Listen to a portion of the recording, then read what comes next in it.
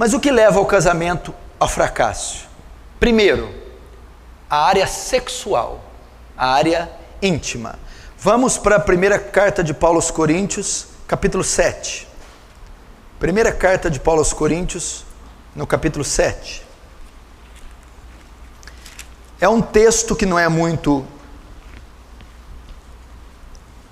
explorado nem pregado nos púlpitos, por medo, vergonha ou receio, mas é tão bíblico quanto a soteriologia. Primeira carta de Paulo aos Coríntios, no capítulo 7. Eu estou dizendo de princípios que pode levar o casamento ao fracasso. O primeiro deles é a área sexual. 1 Coríntios 7, no versículo 3. O marido conceda à esposa o que lhe é devido, e também semelhantemente a esposa ao seu marido. Na sua tradução tal, o marido paga a devida benevolência à esposa, e a esposa paga a devida benevolência ao marido. A mulher não tem poder sobre o seu próprio corpo, e sim o marido. Também semelhantemente o marido não tem poder sobre o seu próprio corpo, e sim a mulher. Até aqui. Primeira recomendação de Paulo. Paulo está escrevendo aos casais cristãos, aos casais de Corinto, aos casais crentes, a maridos e a mulher. O capítulo 7 ele está tratando do casamento. No início do capítulo, ele vai dar ênfase a uma área que a igreja não dá ênfase, a sexualidade do casal. Olha o que ele está ensinando ao casal crente. Olha o que ele está indicando. Maridos, satisfaçam vossas esposas sexualmente. Esposas, satisfaçam seus maridos sexualmente.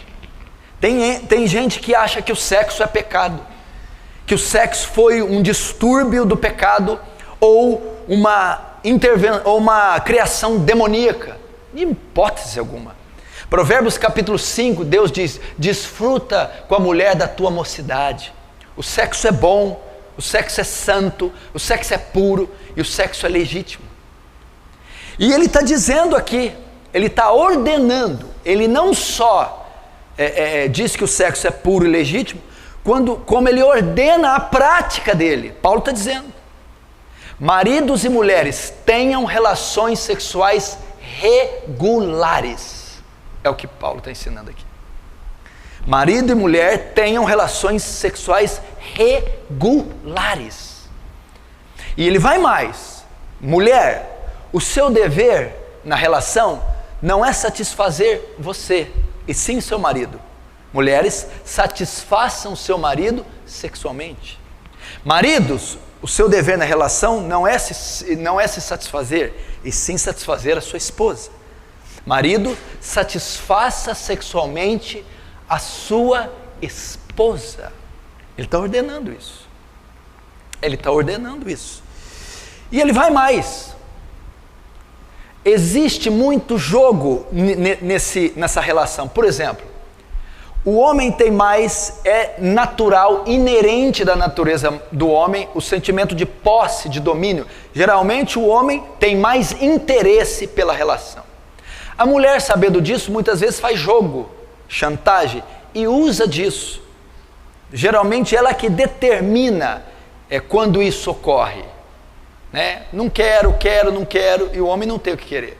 A Bíblia quebra isso, ela diz assim para você: mulher, você não tem poder sobre o seu corpo, e tem o marido. Marido, você não tem poder sobre o seu corpo, e tem a mulher.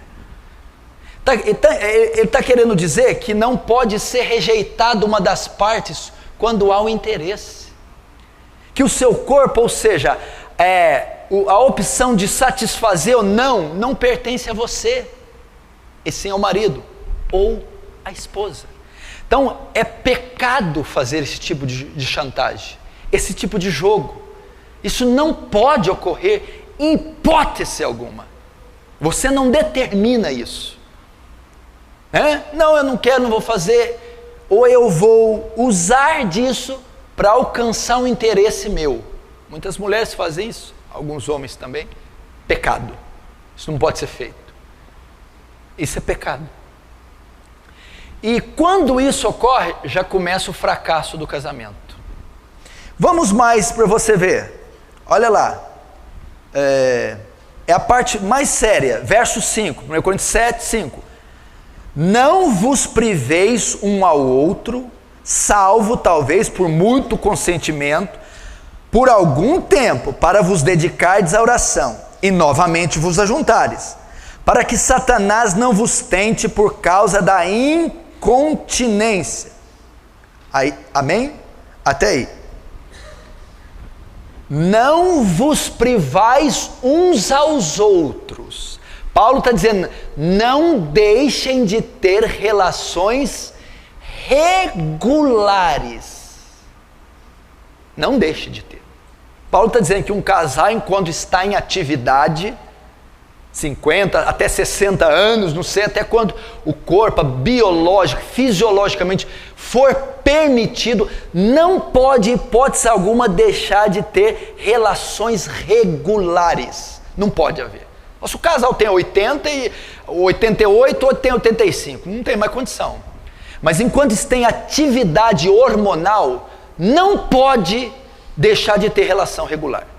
Só pode um caso aqui. Primeiro, mútuo consentimento. Os dois têm que concordar. Se uma parte não concordar, não pode. Olha, essa semana eu não quero fazer. Eu não concordo. Não pode. Primeiro, tem que ter mútuo consentimento. Segundo, só por uma causa, para dedicar a jejum e oração. Ah, porque eu estou cansada. Não pode. Ah, porque eu estou estressada. Não pode. Para que você quer ficar um tempo? Para me dedicar a jejum e oração por uma causa. Ah, não, eu concordo. Você concorda? Concordo. Para dedicar a oração? Tudo bem. Se não for para isso, e ambas as partes não concordar, pecado. Não pode. Aí se eu fizer, por que Paulo ordena ter relação íntima regular? Para que Satanás não tente uma das partes. Sabe por que tem um monte de marido casado que viciado em pornografia? Porque a mulher não satisfaz ele. Porque a mulher não permite que ele tenha relação sexual regular. Então Satanás tenta ele pela abstinência. Ele é tentado. Porque a Bíblia diz assim, ao solteiro digo, eu, mas não Senhor, que fique como está. Mas se não pode ficar como eu, é melhor casar do que abrasar. Na NVI, é melhor casar do que viver ardendo de desejo. Uma vez que a mulher não tem relação sexual regular com o marido, ele fica ardendo de desejo. E Satanás tenta ele, para ele suprir a tensão sexual em outra fonte. Pornografia, adultério, prostituição. Muitos casamentos vêm ao fracasso por causa dessa área negligenciada. Olha quanto princípio eu ensinei aqui. Olha quanta coisa tem numa simples relação. Olha quanta coisa. Você está entendendo? Tenha relações regulares. Não quero. Só se as duas partes concordarem e para se dedicar à oração e jejum. E isso aqui destrói casamento. Isso aqui não é pregado, não é ensinado, não tem livro escrito, seminário, ninguém fala disso aqui, porque não pode falar no púlpito. Mas não pode falar no púlpito. Tem um capítulo inteiro destinado para isso. Como é que não pode falar no púlpito? E está cheio de esposa de pastor sofrendo, é um horror. Está cheio de casal de pastor, essa vida aqui é uma lambança. Pastor que pornógrafo, pastor que não supre a mulher, e aí vai, porque não lida com essa área. Cheio de diácono, obreiro, cheio de crente dentro de igreja, que é uma baderna nessa área aqui. Não tem zelo, temor, reverência, respeito com esse princípio, que é seríssimo. É o primeiro princípio que destrói um casamento. A relação. Por quê? Porque, olha ele, quem que Paulo apresenta, que o personagem que Paulo convida? Satanás. Ele vai vir. Ele vai jogar o teu marido na mão de outra. Ele vai jogar a tua mulher na mão de outro. Ele vai jogar material. Ele vai fazer o seu marido ou sua mulher suprir a necessidade de outra forma. E a forma pecaminosa. Primeira área que traz problema. Segunda área que traz problema no casamento. A insubmissão da mulher. Ah, mas essa eu não ia deixar de falar de jeito nenhum. Efésios capítulo 5. a insubmissão da mulher. Verso 22.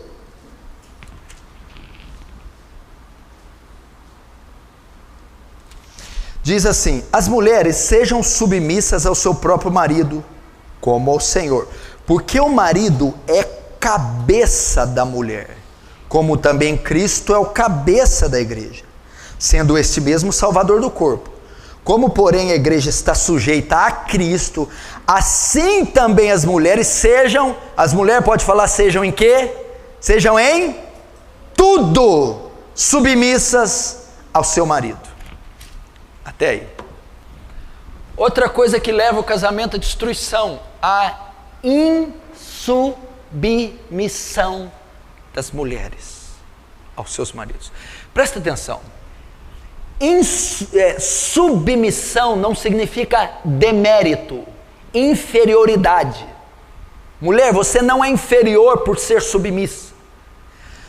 A questão da submissão e da cabeça aqui fala das posições que cada um tem. Vamos dar um exemplo. Pega a cabeça e põe na barriga e a barriga em cima da cabeça. Presta esse corpo.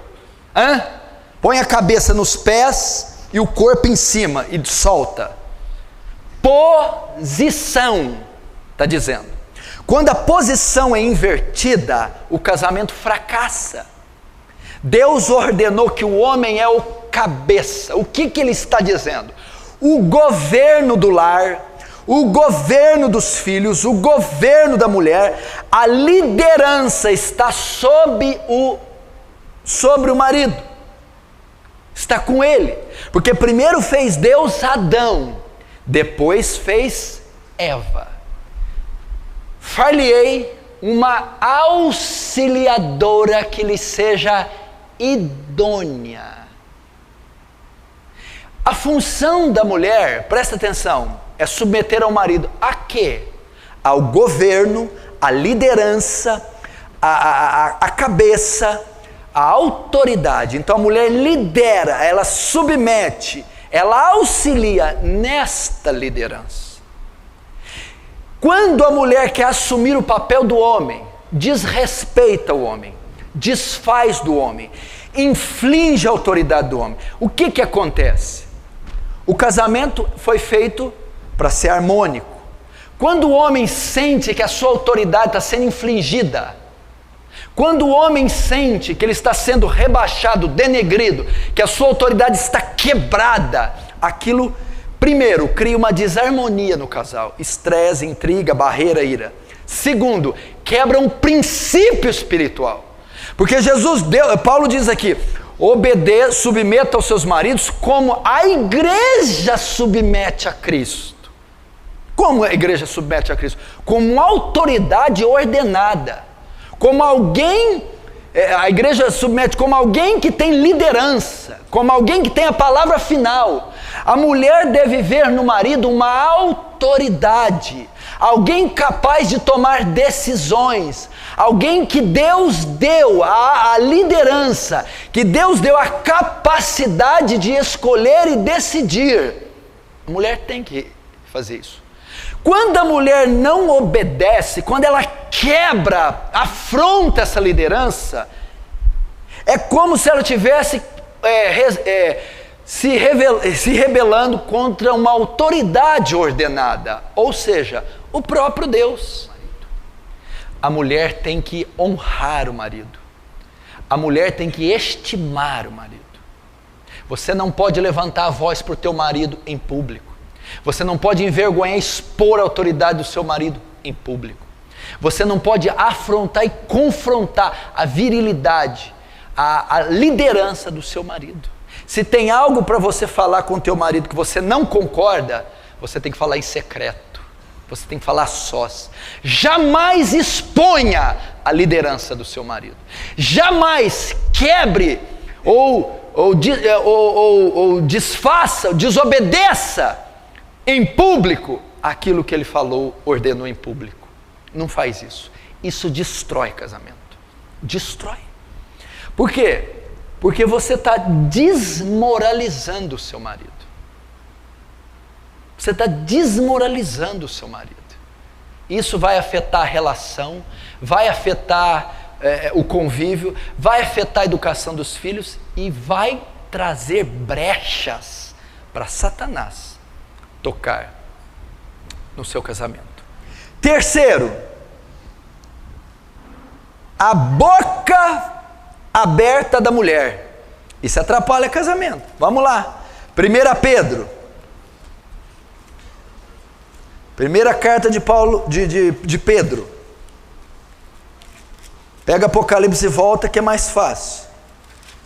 1 Pedro capítulo 3. Depois vai ter para os homens, viu, mulheres? Pode ficar tranquila. 1 Pedro capítulo 3. Verso 1. Mulheres, sede vós igualmente submissas ao vosso próprio marido, para que ele, ainda que não obedece à palavra, seja ganho, sem palavra alguma da vossa boca, mas por meio do procedimento de sua esposa, e ao observar o vosso honesto comportamento, cheio de temor. O que destrói um casamento? A língua da mulher, a boca da mulher, a mulher que fala demais. Eu estou lendo o texto bíblico. Vós, mulheres, sejam submissas ao vosso marido, que mesmo que ele não seja salvo, seja ganho, sem nenhuma palavra, sem abrir a boca, sem você falar. Por que Pedro foi bem na língua da mulher? Porque o Espírito Santo que criou a língua da mulher sabe que é a maior ferramenta da mulher. O homem fala 8.000 palavras por dia, a mulher fala 25.000. Tem mulher que já está na casa dos 80. Não é isso? Por isso que chega de noite, o homem não fala mais nada. E a mulher fala, o homem está lá. Ele já gastou os 8.000, você ainda tem 15.000, bem. Você vai falar até dormindo, filha. É por aí. O homem chega às 8 horas e tá. Eu não falo, acabou. Esgotou os 8.000. Você ainda tem 15, filha. Aí, ó, o homem, né? Mas vamos ver aqui. O que está ensinando? O que destrói casamento? Minha filha, quando você não sabe usar sua boca, né? Pedro escreveu isso porque Deus sabe que é o instrumento, a arma da mulher é a sua língua. E o texto que ele está usando aqui é o bate-boca, é o conflito verbal, e a mulher é mestra nisso. Ferir, magoar, ir, apontar, ir ali no ponto nevrálgico do homem, e ela vai contestando, rebatendo, e isso destrói casamentos.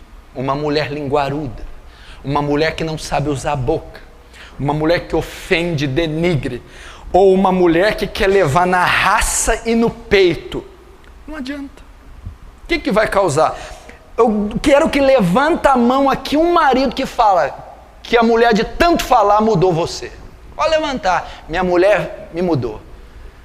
O coração do homem endurece mais, ele fica mais longe de Cristo, ele não se submete a essa falácia, cria ódio, revolta, repulsa, barreiras. E Pedro está dizendo, a maneira de você ganhá-lo, conquistá-lo, é o seu testemunho, é a sua conduta que vai quebrantá-lo, atraí-lo à admiração dele.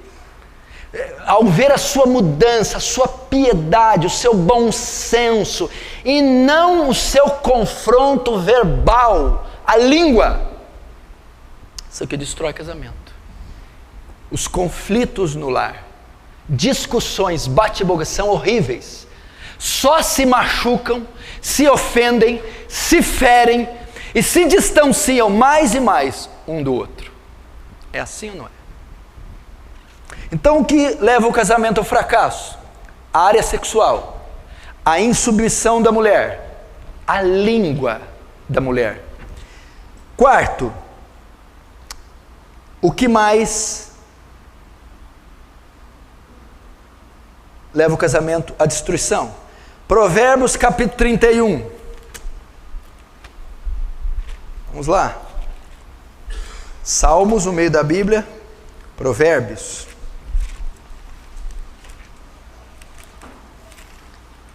Capítulo 31.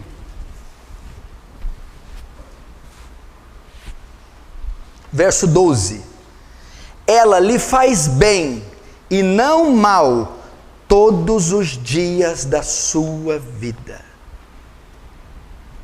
O que leva o casamento à destruição? Uma mulher maligna, que faz mal para o marido e não o bem. Aqui nós estamos lendo o contexto de mulher virtuosa. Mulher virtuosa, quem achará? O seu valor excede dos rubis. A mulher virtuosa faz o quê? Faz bem ao marido e não mal todos os dias da sua vida. Tem mulheres que o seu pior inimigo é o marido.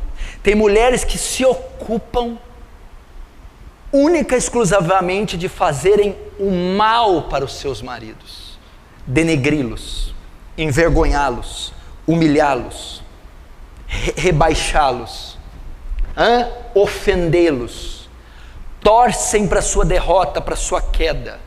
Mulheres maldosas, perversas. Conviver desse jeito dentro de um lar com uma mulher assim é uma destruição. Quem conhece o texto da mulher rixosa? E a mulher rixosa? A mulher rixosa e o gotejar contínuo numa casa, tanto um como a outra, são a mesma coisa. Mulher, faça o bem para o seu marido. Seja benigna, bondosa para o teu marido. Esse clima de perversidade é intolerável por qualquer homem. Por que você acha que os botecos estão cheios? Tá, não pode se aplicar muito bem para nós, somos cristãos, mas, né, e pressupõe que cristão não fica em boteco. Mas por que estão cheios? Porque chega em casa, tem uma mulher que se você der uma vassoura, sai voando. Sai voando. Bruxa. Porque são perversas. Mas, e é insuportável para o matrimônio suportar isso aqui. Eu vou avançar porque tem muita coisa para falar. O que mais destrói o casamento? O desentendimento do marido. Volta lá em 1 Pedro. Agora é a parte do marido. 1 Pedro, lá no final de novo, perto de Apocalipse. Capítulo 3. 1 Pedro 3,7. Maridos, vós igualmente coabitai com as vossas esposas, ou vivei a vida comum no lar com discernimento, tendo em consideração para com a vossa mulher como vaso mais frágil. Tratai-a com dignidade, porque sois juntamente herdeiros da mesma graça de vida, para que não se interrompam ou não sejam impedidas as vossas orações. Você quer maldição maior que essa, da oração a oração ser impedida? Maridos, coabitais, convivei a vida diária com as vossas mulheres, com entendimento, dando ela honra como vaso mais frágil, para que as vossas orações não sejam impedidas. O que destrói um casamento? O marido que não tem entendimento no convívio com a mulher. Agora é para o marido. O que o marido tem que entender?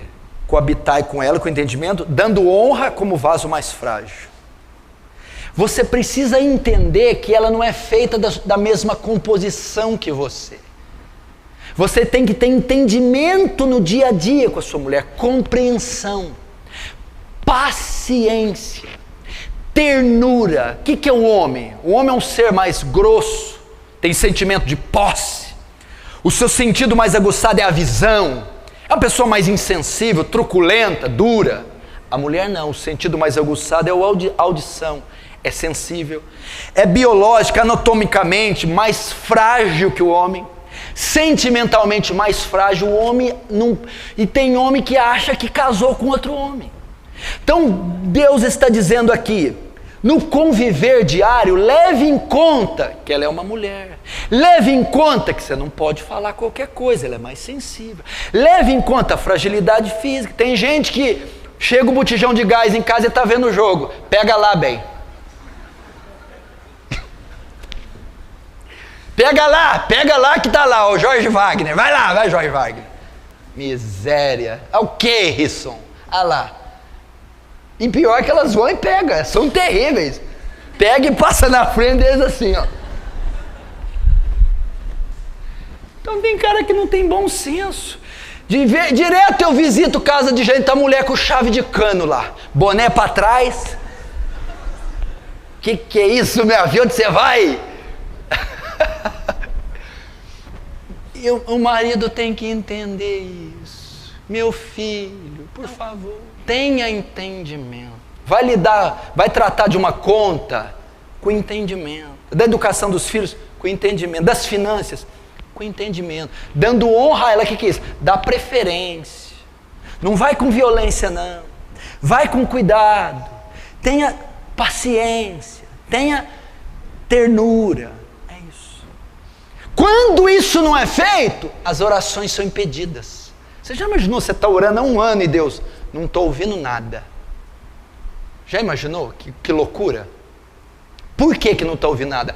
Porque vocês dois vivem em pé de guerra. Porque essa casa é uma bagunça, uma desordem.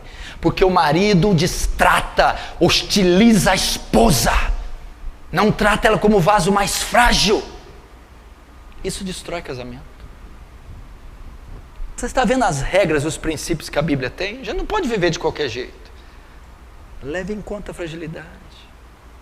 Nossa, você não trouxe nada para mim? Trazer o quê? Que bobagem! Aí o Espírito Santo, bobagem para você. Para ela não. Entendeu? Às vezes pede uma coisa, amor, não faz isso, você não sabe de nada. Talvez sabe sim.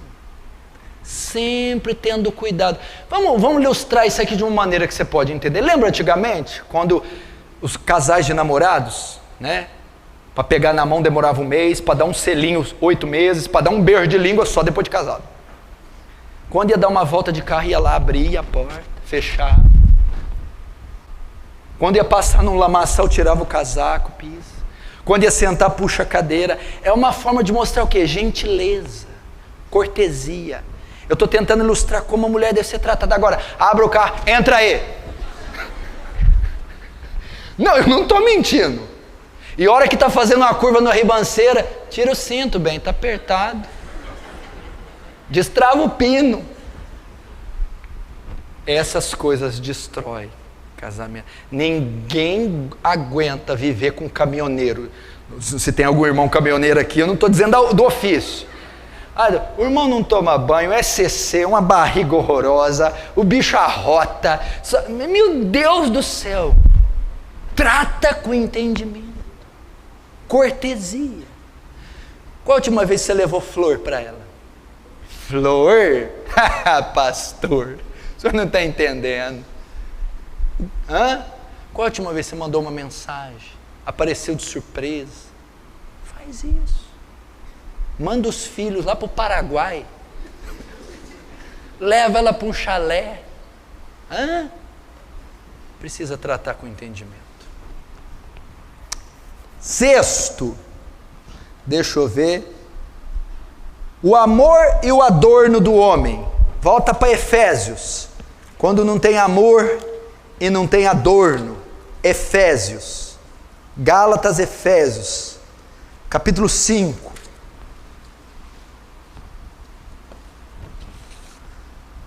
Gálatas, Efésios 5. Efésios 5, 25. Maridos, amai vossas esposas, como também Cristo amou a igreja, a si mesmo se entregou por ela, para que a santificasse, tendo purificado por meio da lavagem de água, pela palavra, para apresentar a si mesmo igreja gloriosa, formosa, sem ruga, nem coisa semelhante, porém santa e sem defeito. Até aí. Eu vou dizer de 2 coisas aqui, mas essa é a mais importante da palavra inteira. Primeiro, o que destrói um casamento? Quando o marido não ama a esposa. O sentimento que deve reger o matrimônio é o amor. Maridos, amai vossas esposas. Eu vou fazer uma pergunta aí, você não precisa olhar para ela, nem cutucar, nem responder. Você responde para o teu coração. Não, eu vou perguntar, você vai pensar, depois eu vou falar outra coisa e você responde. Marido, você ama a sua esposa? Você ama? É uma ordem aqui. Vós maridos, vocês devem amar a sua esposa. Antes de responder, calma, de qualquer jeito não. Vós marido, amais vossas esposas como Cristo amou a igreja. O jeito que você sempre amou sua mulher é uma coisa, o padrão que Deus pede é outra. Como Cristo amou a igreja? Amou ao ponto de se entregar e dar a vida por ela. Que amor que foi esse? Como é que é a igreja, Cleverson? Pecadora, feia, gorda, cai toda hora, tropeça. Quando Deus olha para a igreja, ela não tem um dente, cabelo pichain, gorda e manca. Ela não reúne nenhuma condição para Cristo amar. Ela é pecadora. Cristo ama a igreja incondicionalmente.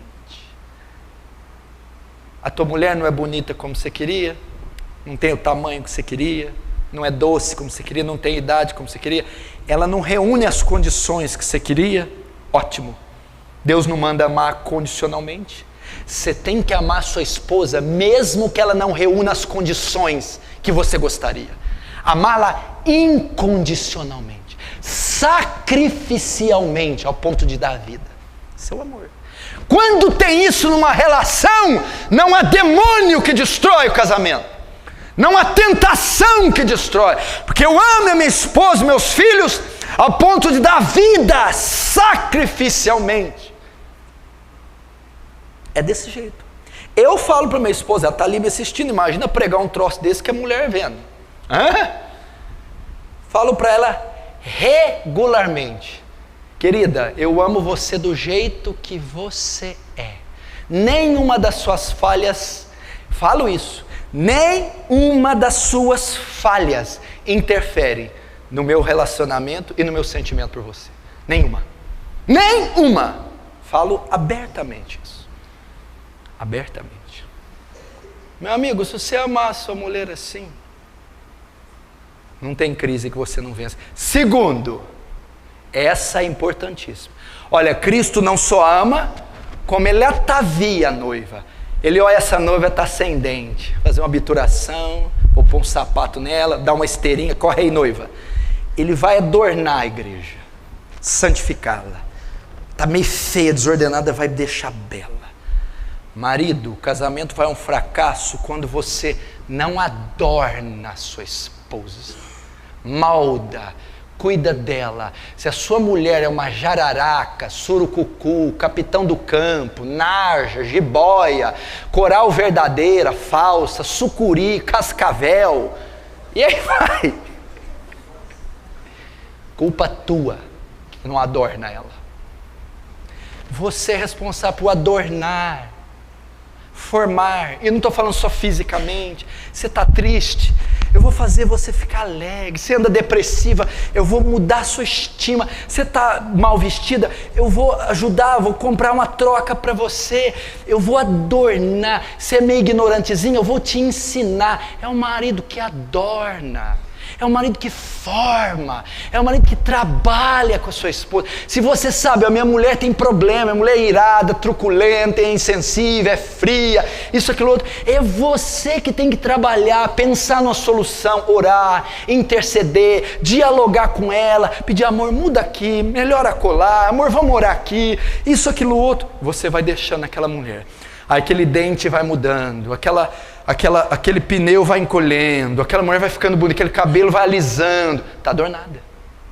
Mulher comportada, fina, bonita, com uma autoestima, bela.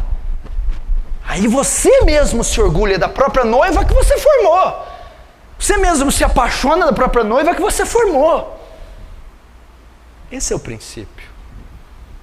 Primeiro ama, depois adorna. Você tem que pensar assim, toda vez que você está num lugar gastando, pensa na mulher. Está no supermercado, e minha mulher? Está numa loja, e minha mulher? Faz uma viagem, e minha mulher? Sempre, sempre. Vai orar, Deus, a minha vida. Não, a minha mulher. Vai fazer um jejum, a minha mulher. Sempre passando por ela, para adorná-la, para cuidar dela. A pior coisa é aqueles maridos que desprezam, deixam a sua mulher aos cacos, perdida, desdentada, jogada. Não pode fazer isso. Isso destrói casamentos. Quando estão entendendo, diz amém. Agora, o que é o casamento? Vamos passar rapidamente por alguns princípios. Primeiro, o casamento é heterossexual. Heterossexual. O que significa heterossexual? De sexos diferentes. A Bíblia diz, deixará o homem, o seu pai e sua mulher, e apegar-se à sua mulher. Casamento compreende macho e fêmea. O casamento, pelos padrões da Bíblia, que Deus instituiu, é heterossexual. União de sexos diferentes. Deixará o homem e unir-se à sua mulher. Não diz deixará o homem e apegar-se ao homem. Deixará a mulher e pegar-se à sua mulher. Então o princípio de Deus para o casamento é o heterossexualismo. Então, com essa afirmação, Deus exclui a união homoafetiva. Toda união homossexual é uma abominação para Deus. Levítico capítulo 18. O casamento, para se consolidar casamento, é macho e fêmea. Homem com homem não é casamento. Mulher com mulher não é casamento. Para se caracterizar casamento é macho e fêmea. Unir-se-á o homem e a sua mulher. E isso é o casamento. Segundo, o casamento é monogâmico. Mono vem de um. O casamento é deixará um homem e apegar-se-á a uma mulher. O padrão de Deus é monogamia. O que é diferente disso? Poligamia. Aquele homem que tem várias mulheres, ou aquela mulher que tem vários homens. Saiu um filme na década de 80 aí, né? Dona Flor e seus 3 maridos. Isso é poligamia. O método bíblico é monogamia. Deixa um só homem e casa com uma só mulher. Pastor, mas o que é esse casamento da Bíblia? Abraão, Davi, foi uma tragédia, você pode ver. Começa Jacó, com aquele monte de mulher, uma tragédia. Abraão, Davi, Salomão, aquilo não é o padrão de Deus, nunca foi. É um só homem, uma só mulher. Terceiro, o casamento é monossomático. Mono, um, soma, corpo, carne, uma só carne. O casamento não é um contrato, vamos morar junto? Não, o casamento é uma união mística, onde 2 se tornam um. O que significa ser monossomático? Que o sexo é permitido só dentro do matrimônio. Casais solteiros, se praticam sexo, é prostituição, não é permitido. Por quê? Porque casais solteiros não é monossoma, não se juntaram, não se tornaram um só corpo. O sexo é permitido só quando um homem e a mulher se tornam um só corpo. E quando eles se tornam um só corpo? No casamento monossomático. Último, o casamento é vitalício. Agora chegou onde eu queria. Vitalício. O que significa vitalício? Não pode se dissolver, não pode terminar. Abre comigo em Mateus capítulo 19. Mateus 19.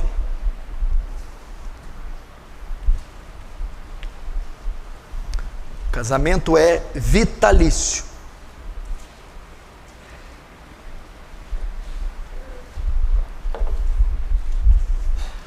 Mateus 19, versículo 3. Vamos lá. Vieram a ele alguns fariseus e o experimentavam, perguntando: é lícito ao marido repudiar ou divorciar da sua mulher por qualquer motivo? Então respondeu Jesus: Não tendes lido que o Criador desde o princípio os fez homem e mulher, e que disse: por esta causa deixará o homem seu pai e sua mãe, iniciar sua mulher, tornando-se os dois uma só carne. De modo que já não são dois, de modo que já não são mais dois, porém uma só carne. Portanto, o que Deus ajuntou, não separe o homem. Replicaram então os fariseus: por que então Moisés mandou dar carta de divórcio e repudiar? Respondeu-lhe Jesus: por causa da dureza do vosso coração é que Moisés permitiu repudiar vossa mulher. Entretanto, não foi assim desde o princípio. Eu, porém, vos digo: quem repudiar, divorciar, largar, desquitar da sua mulher, não sendo por causa de relações sexuais ilícitas, e casar com outra, comete adultério. E o que casar com a repudiada, comete adultério. Disseram-lhe os discípulos: se essa é a condição do homem relativamente à sua mulher, não convém casar. Jesus, porém, respondeu: nem todos são aptos para receber este dom, só aqueles a quem é dado. Até aí. Esse é o grande versículo que fala do divórcio. Eu vou falar rapidamente, que eu tenho aqui 15 minutos para acabar. Em 15 minutos eu acabo. Eu estou tratando aqui de algo que está banalizado no nosso meio. O casamento hoje foi a bancarrota, a queda, a ruína. Não vale nada, essa instituição está falida. A porcaria. E é a coisa das mais sagradas na Bíblia. O casamento antecede a civilização, antecede a cultura, antecede o Estado e a religião. Deus criou ele lá no Éden. No iniciozinho, capítulo 2, o casamento estava lá. Ele é divino, não é humano, é sagrado e tem que ser respeitado. Então nós estamos dando princípios aqui para você solidificar o seu casamento, para essa área não ter mais crise dentro da igreja, para você ter acordo e harmonia e evitar tantos males sofridos no seu lar. Vamos respeitar esses princípios. Mulher, cuidado com a língua, dê testemunho para o teu marido, não confronta ele mais. Mulher, faz bem para o teu marido, não faz mal, seja benigna, bondosa, cuida das coisas dele com zelo, com amor, e dele especialmente. Mulher, seja submissa, é uma ordem, um princípio, obedeça a ele. Veja como autoridade ordenada, honre o seu marido. Maridos, convivam com entendimento, tenham sabedoria, cuidado, respeitem a fragilidade das mulheres. Marido, amem essas mulheres, mesmo que elas não reúnam as condições. Vou dizer uma coisa, eu sei que você sonha com a mulher perfeita, mas você nunca vai ter a mulher perfeita, ela nunca vai te querer, ela é perfeita. O fato dela ser perfeita não vai não permitir que ela queira você, jamais. Então uma perfeita você nunca vai ter. Adorna ela, dá um trato nessa mulher, trabalha com ela, molda o caráter, o físico, a aparência dela. O casamento é heterossexual, um homem com uma mulher. É monogâmico, um só homem com uma só mulher. É monossomático, não é um contrato de dois, é uma união mística. Quarto, é vitalício. Por isso, garotos que querem casar aí, pensem muito bem na escolha. É para o resto da tua vida. Não posso separar, pastor? Não, não pode separar. Mas nem se tiver crise, nem se tiver crise. De jeito nenhum, pastor? De jeito nenhum. Quando é que eu posso? Só quando você pegar o atestado de óbito dela. Fora isso, não tem cláusula, não tem nada que pode fazer separar. Vamos ver rapidamente por que é vitalício. Verso 3, vieram a ele alguns fariseus para o experimentar, perguntando: é lícito ao marido repudiar a sua mulher por qualquer motivo? Até aí, olhe para mim. Primeiro, os fariseus vieram perguntar a ele: é lícito, é correto separar-se da mulher por qualquer motivo? Você acha que os fariseus estavam interessados em ser edificados? A gente quer aprender com você, Rabi. A gente quer ser ensinado. Não, a Bíblia diz aqui, para o experimentar. Os fariseus queriam pegar Jesus em alguma falta para acusá-lo de blasfêmia. Lembrando que Jesus estava na Pérea. Onde era esse lugar? Onde estava instalado o rei Herodes. O que Herodes fez? Mandou matar João Batista, porque João Batista falou que o casamento do Herodes era ilícito. Lembra? O Herodes estava casado com a mulher do seu irmão Filipe de Itureia. Eles estavam querendo incitar Jesus para falar a mesma coisa para Herodes condenar Jesus à morte, como condenou João Batista. Por isso eles estavam experimentando Jesus. Se não fosse isso, ser pego por Herodes, eles estavam forçando Jesus a dizer alguma blasfêmia. O que é uma blasfêmia? Se ele dissesse algo que fosse contrário à lei de Moisés. Então eles estavam experimentando, eles não queriam aprender com Jesus. Aí eles perguntam: é lícito largar da mulher, separar por qualquer motivo? Vamos ver a resposta de Jesus. Então respondeu ele: não tendes lido que o Criador desde o princípio os fez homem e mulher, e que disse: por esta causa deixará o homem, o pai e sua mãe, se unir à sua mulher, tornando-se dois na sua carne? Agora a resposta, 6. De modo que não são mais dois, porém a sua carne. Portanto, o que Deus ajuntou, não separe o homem. A resposta de Jesus foi: não é lícito separar, não pode separar, não aprova o divórcio. Malaquias 2,16 diz: eu, o Senhor, repudio o divórcio. Quem está dizendo é o Deus que você serve. Você não é crente? Sou. Crente em quê? Em Jesus. Jesus é quem? Deus. O Deus que você serve repudia, tem nojo do divórcio. Você quer servir um Deus que tem nojo da atitude sua? Não acredito. Ele tem nojo. Que tipo de divórcio? Qualquer espécie de divórcio. Eu, Senhor, Malaquias 2,16, repudio, abomino o divórcio. Sabe o que Jesus está dizendo? O que uniu Deus, o homem não separa. A palavra homem aqui não é uma pessoa, é tudo que provém do homem. Está dizendo: o que uniu Deus não tem instituição humana, juiz de paz, cartório, bispo, pastor, que pode desfazer. O casamento é vitalício. É o que está falando. Pode uma mulher, os fariseus vieram ali, Jesus, não pode. Mas não pode. Entendeu? O que uniu Deus. Ah, mas e se o meu casamento não foi Deus que uniu? Você já viu essa pergunta? Ah, e se não foi? Todo matrimônio é selado por Deus. Todo matrimônio. Se uniu, aqui no Brasil, por exemplo, o casamento, ele é caracterizado pelo cartório. Se você casar só na igreja, não tem valor nenhum. Quando aqui no Brasil é o Estado que casa. Quando você casa e registra em cartório, você está legalmente compromissado em entrar. Neste momento, Deus sela qualquer espécie de matrimônio. Por quê? Porque o matrimônio antecede as religiões, os dogmas. Foi Deus quem o formou. Então, quando um homem e uma mulher decidem se viver junto e legaliza isso e concretiza, naquele momento se uniu. E uma vez que uniu, não tem mais jeito. Aí tem que ter responsabilidade. Agora os fariseus vão tentar pegar ele. Olha lá, o 7. Replicaram os fariseus: então por que mandou Moisés dar carta de divórcio e separar? Eles não estavam interessados na resposta. Eles estavam querendo dizer assim: peraí, o senhor está falando que não pode separar em hipótese alguma, mas na lei de Moisés diz que pode. Os fariseus estavam querendo acusar Jesus, dizendo: você está trazendo um ensinamento contrário à lei de Moisés. Você está quebrando a lei de Moisés. Eles já queriam pegá-lo. Não, mas peraí, você está falando que não pode de jeito nenhum.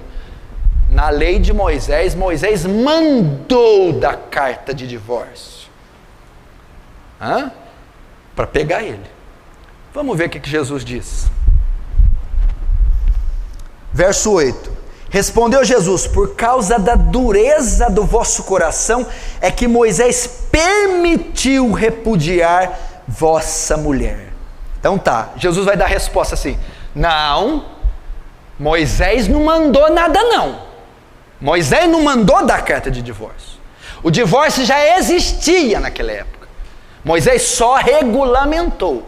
O que acontece? Moisés abriu essa exceção, ela não era a vontade de Deus, não estava na lei de Deus. Moisés permitiu. Por quê? Por causa da dureza de vocês. Porque vocês são tão perversos e maus E essa palavra dureza de coração, que significa insensibilidade espiritual ou maldade de coração. Foi por causa da maldade de vocês. Se Moisés não tivesse aberto uma exceção, vocês matariam a mulher de vocês. Vocês fariam mal para elas. Então, para um mal menor, para um mal não ser maior, ele deixou isso aí. Mas ele não permitiu, Deus não permitiu. Então o que Moisés está dizendo é que vocês são ruins, vocês são mal. Se não fosse aberta essa exceção, é só em caso de óbito, então eu vou matar a mulher. É por causa disso. Só que Jesus não diz que esse não é o padrão, olha lá. Entretanto, não foi assim desde o princípio. Jesus está dizendo, olha, lá na lei de Moisés, houve essa exceção. Mas no princípio, ou seja, a vontade de Deus não é... Que princípio é que Jesus está falando? Gênesis 2:24. O que Deus uniu, o homem não separa. Jesus estava dizendo, naquela época vocês estavam vivendo em desacordo com a palavra. Naquela época, aquela exceção permitida era contrária à vontade de Deus. Porque no princípio... Gênesis 2:24, eu não permiti hipótese algum divórcio. Agora, eu porém vos digo, verso 9, eu porém vos digo, presta atenção, o que tem a ver Moisés mandou dar carta de divórcio com eu porém vos digo? Moisés mandou carta de divórcio. O que é Moisés? A lei foi abolida, a lei foi encerrada, chegou uma nova lei. Quem é essa lei? Jesus. Eu, porém, vos digo. Agora o que está sendo validado é o que eu digo. Agora é a ótica cristã. Foi-se esse período de Moisés. E o que ele diz? Eu, porém, vos digo, quem repudiar sua mulher, não sendo por causa de relações sexuais ilícitas, e casar com a outra, comete adultério. E o que casar com a repudiada comete adultério. Até aí. A parte mais delicada e difícil de interpretar é o verso 9. Ok, presta atenção. Jesus está conversando com os discípulos sobre divórcio e novo casamento. Primeiro eles perguntam, é lícito separar por qualquer motivo? Jesus disse, não é. Em que o senhor baseia? Lá na criação. O que uniu Deus, o homem não separa. Ok. Aí os fariseus vão replicar. Mas então por que Moisés mandou dar carta de divórcio? Por causa da dureza de coração. Vocês eram tão obstinados, tão ruim, que ele permitiu isso para vocês não causar coisa pior, desgraçar com a vida das mulheres. Mas no princípio não foi assim. Ou seja, a vontade de Deus é que não tenha divórcio. Aí ele vai continuar. Eu, porém, digo, o que vale é o que eu digo, ok? Todo aquele, aí chega no verso 9, que repudiar sua mulher, aí vem o texto difícil, não sendo por causa de relação sexual ilícita, comete adultério com ela, e que casar com a repudiada, comete adultério. Pastor, aí no verso 9 tem uma cláusula, é uma exceção para o divórcio e para o segundo casamento, não é? O senhor falou que Jesus não permite o divórcio em hipótese alguma. Não. Mas no 9 ele diz, a não ser por... Opa, é uma exceção. Muita gente usa o verso 9 para dizer, olha, não pode separar nem casar de novo de jeito nenhum. Só em caso de adultério. Se eu for traído, eu posso separar da minha mulher e casar com outro. É isso que Mateus está dizendo, não é? Se eu for traída, eu posso separar do meu marido e casar com outro homem, não é? Não, não é isso que está dizendo aqui. Essa exceção não fala disso. A Bíblia não proíbe nem separar, nem casar de novo. Mas então o que é essa exceção? Quando Jesus diz assim, ó, eu porém digo, quem repudiar a sua mulher não sendo por causa de relações sexuais ilícitas. Tem duas palavras gregas aqui. Existe porneia e moicheia, ou moikeia. Porneia é um texto usado para falar prostituição. Moicheia é para se referir a adultério. Se Jesus tivesse permitido divórcio e segundo casamento em caso de adultério, a palavra aqui teria que ser moicheia, adultério. Todo aquele que separar da sua mulher não ser por adultério, comete, e casar com outra, comete adultério. Mas a palavra aqui é porneia, que é relação entre solteiros, é prostituição. Eu, porém, vos digo que todo aquele que repudiar a sua mulher, não sendo por causa de porneia, prostituição, e casar com outra, comete adultério. A exceção aqui não é para casais casados. A exceção não é adultério. A exceção é para relação sexual entre solteiros, é prostituição. Ele está se referindo aqui ao caso de José e Maria. Quando José e Maria estavam juntos, eles estavam noivos ainda. E o noivado judeu não é como nós, ele é mais próximo, eles já estavam morando juntos, mas não tinham tido relação ainda. Quando José sabe que Maria está grávida, ele vai se afastar dela, ele vai divorciar dela. Por quê? Ele ainda não estava legalmente casado. Naquele caso, ele podia largar, porque ele descobriu que Maria tinha tido relação, porque estava grávida. Até ele saber que era o anjo, que era Jesus, ele saiu. Naquele caso de porneia, Maria cometeu porneia, Maria fornicou, e eu estou noivo dela, eu posso largar dela, Jesus diz, em caso de porneia. Tanto é que em João capítulo 8, os fariseus vão dizer para Jesus: você é filho de porneia. Ou seja, Jesus, você veio de prostituição. Eles sabiam da história da gravidez da Maria. Falou: você é filho de porneia, você veio de relação sexual ilícita, Jesus. Olha a blasfêmia dos fariseus, hein? Falou que ele é filho de porneia, filho de prostituição. É esse texto. Então Jesus não está dizendo em caso de adultério, casais casados, onde uma das partes trai e a outra inocente pode sair. Não é isso que ele está dizendo. Ele está dizendo em caso de prostituição. É isso que ele está dizendo.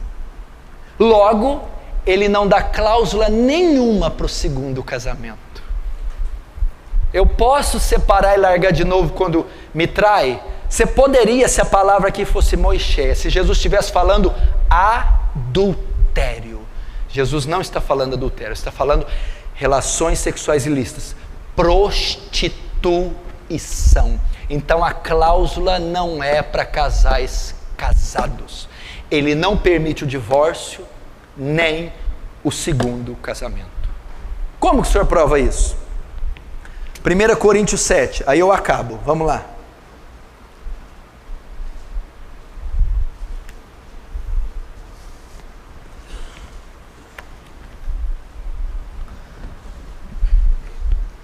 Vamos aprender aqui, 1 Coríntios 7, verso 10. Ora, aos casados, ordeno não eu, mas o Senhor, que a mulher não se separe do marido. Pode separar? Não pode. Pode o marido separar da mulher? Não pode. Olha aqui, ó. Aos casados ordeno eu, não eu, mas o Senhor, que a mulher não se separe. É uma ordem. Mas ele é bêbado? Não pode. Ele fuma? Não pode. Ele é ruim? Não pode. Olha lá. Ora, os casados, ordeno não eu, mas o Senhor, que a mulher não se aparte do marido. Se porém ela vier separar, que não case, ou que se reconcilie do marido, e que o marido não se aparte da sua mulher. O que ele está querendo dizer aqui? Olha, eu estou casado, o marido bebe, eu quero separar, não separa. O marido é ímpio, você pode separar? Não separe. E se ele me deixar? Se ele deixar, ele pode ir. Aí eu posso casar de novo? Não.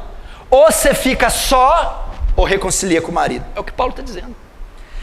O único meio de se separar aqui é quando uma das partes deixa você.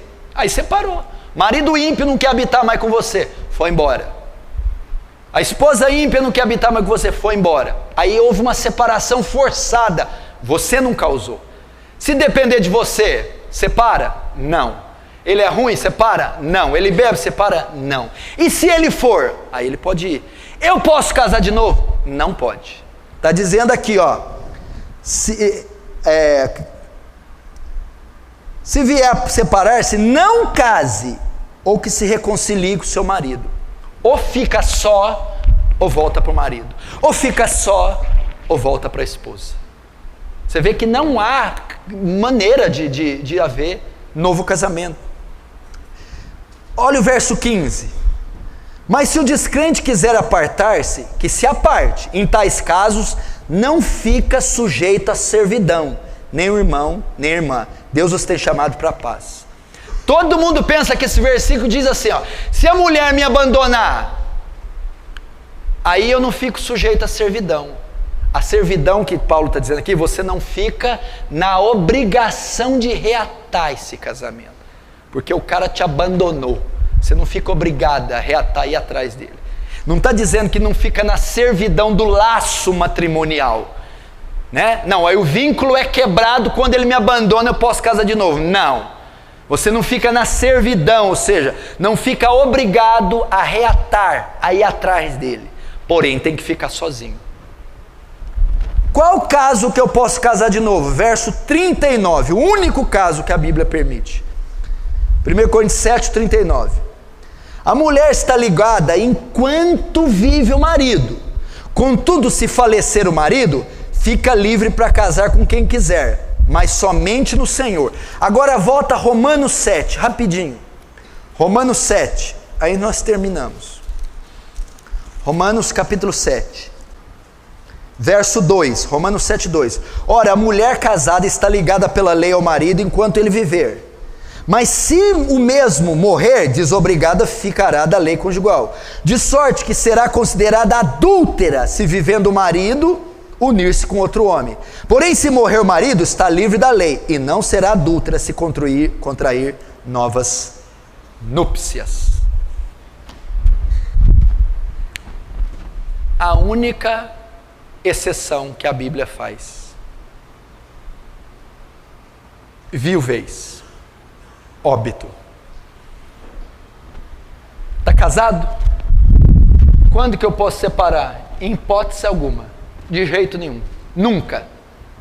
Ah, mas e se tiver adultério? O senhor não falou. Ela me traiu. Como é que eu resolvo? Perdoa. Hã? Perdoa. O remédio não é o divórcio, é o perdão. Ele me traiu, eu vou largar ele. Não. Perdoa. O casamento é um retrato de quê? Cristo é a igreja. Cristo, a igreja trai Cristo? Trai ou não? Trai? Trai. E Cristo separa da igreja? Cristo perdoa a igreja. Ele me traiu, eu posso largar? Não. O que eu tenho que fazer? Perdoa. Ah, ele me traiu e saiu com a outra. Você está desobrigado dele. Mas eu posso casar de novo? Não. Por que não? Porque você está ligada pelo seu marido enquanto ele viver. Você está ligada pela sua esposa enquanto ela viver. Quando você uniu, presta atenção, o que uniu Deus, o homem não separa.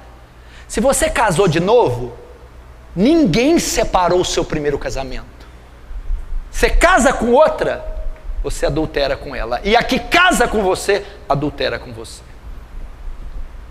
É isso que a Bíblia diz. Quando é que eu posso separar então? Só quando o seu parceiro morrer. Quando é que eu posso casar de novo então? Quando que o casamento dissolve, desfaz o vínculo? Só com a morte de um dos cônjuges. Somente assim. Esse é o padrão bíblico. Até o século XVI, ninguém falava nisso. Não existia divórcio, nem segundo casamento, de jeito nenhum, em todo o planeta Terra. Depois foi... Agora hoje, não só tem a cláusula, como o pastor... Como é que é? Ah, ele é meio grosso, larga dele, arruma outro. Pastor, estão ordenando isso. A Bíblia não permite isso. E quanta gente vai dar conta diante de Deus por ter permitido o divórcio e segundo casamento, e destruído famílias. Tá ruim, aguenta aí, suporta ele, o casamento é vitalício, fica com ela até a morte. Você é uma só carne com ela, e o que Deus uniu, ninguém tem competência para suprir. Ah, pastor, é difícil. Por que Moisés então deu carta de divórcio? Vamos lá. Por causa da insensibilidade do coração. O que significa? Na época do Antigo Testamento não havia graça sobre eles para suportar. Hoje não precisa de carta de divórcio. Hoje tem o Espírito Santo para suportar a fraqueza da tua esposa, para suportar traição. Tem graça em você, tem o fruto do Espírito, para você aceitar diferenças, conviver, caminhar 2 milhas, suportar. E Deus deu graça para você ficar unido com ela até a morte. É assim que Deus quer o matrimônio. Já pensou se toda crise fosse separar? Todo divórcio fosse, toda a briga fosse separar? Essa é a palavra para os casais. Pastor, quem está namorando na igreja? Um solteiro com uma divorciada. Desfaz esse namoro agora. Quem está noivo? Olha, eu sou solteiro, estou noivo de uma moça que já foi casada. Desfaz agora, porque é adultério. E eu não sabia isso que o senhor falou. Eu já me casei pela segunda vez, já até ter filho com a segunda mulher ou com o segundo marido. E só aprendi isso hoje, agora. E aí? Fiz quando eu era ímpio. Sabia. No mundo todo mundo faz, todo dia. Fiz porque os outros pastores aprovou, não me ensinaram nada. A gente deve acolher essas pessoas, ensinar elas o caminho da verdade, pedir para que elas orem, se arrependam por ter feito algo na sua ignorância e construam do jeito que já estão uma vida pura, feliz, não ensinando isso para as gerações futuras como padrão, como modelo. É assim que a gente recebe. 80% das pessoas que casam pela segunda vez são infelizes. 80% dos segundos casamentos é um horror, é um desastre. Se fosse bom, meu filho, essa porcentagem seria menor. Fique com a tua mulher, fique com o teu marido, suporte ele, suporte ela. Filha, você solteiro, olha o que você ouviu. Quando os discípulos ouviram aquilo, nossa, se for essa a condição do homem, então é melhor ficar sem casar. Jesus é por aí. É duro. A lei aqui é alta, o padrão é alto. Você tem que estar preparado. Fecha os olhos agora, vamos orar.